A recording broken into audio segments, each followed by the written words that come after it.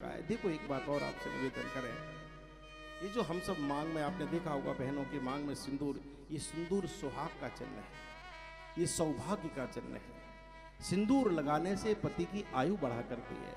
वो कथा आपने सुनी होगी। भगवती श्री जानकी जी एक दिन सिंदूर लगा रही थी बैठी हुई, उसी समय श्री हनुमान जी आ गए।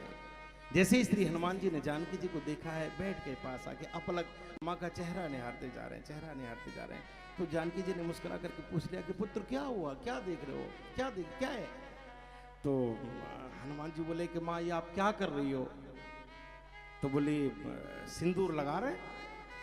तो बोले माँ इस सिंदूर से क्या होता है। बोली ये सुहाग का चिन्ह है। तो मैया सुहाग का चिन्ह तो इससे होता क्या है। जानकी जी सोचेंगे अब अगर पूछने पे बैठेगा तो जाने क्या क्या पूछता जाएगा। तो मैया ने एक ही शब्द में कह दिया, बोले पुत्र इस सिंदूर के लगाने से जो हमारे पतिदेव हैं, आपके जो प्रभु हैं, उनकी आयु बढ़ेगी, ये सौभाग्य सूचक है।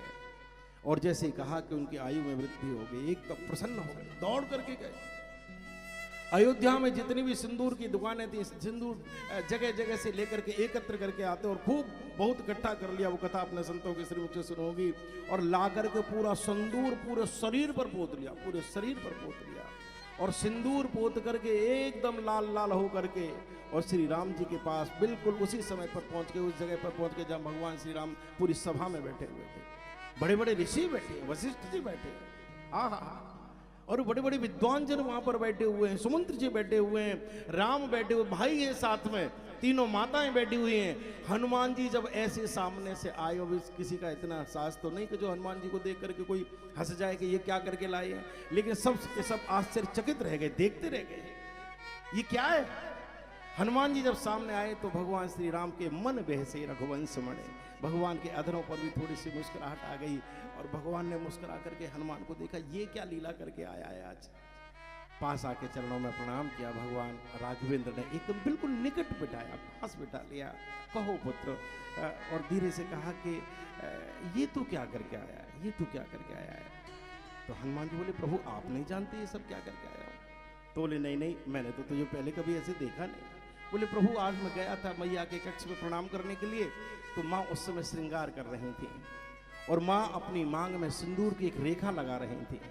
जब मैंने माँ से पूछा कि माँ ये मांग में सिंदूर किस लिए लगाया जाता है, ये सिंदूर किस लिए लगा रही हो, तो माँ ने कहा कि आपकी आयु बढ़ती है।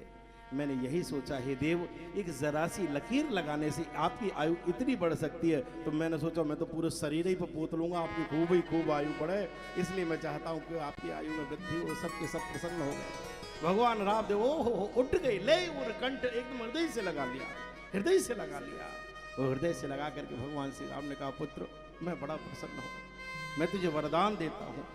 उस दिन संयोग से मंगलवार का दिन था, संत जन सुनाते हैं। और भगवान कहते पुत्र मैं तुझे वरदान देता हूँ, तुझे आशीर्वाद देता हूँ कि आज के दिन जो भी तेरे ऊपर सिंदूर चढ़ाएगा उसकी समस्त मनोकामनाएं पूर्ण हो जाएंगी। इसलिए श्री हनुमान जी पर चोला चढ़ाया जाता है। तो सिंदूर की बहुत बड़ी महिमा है।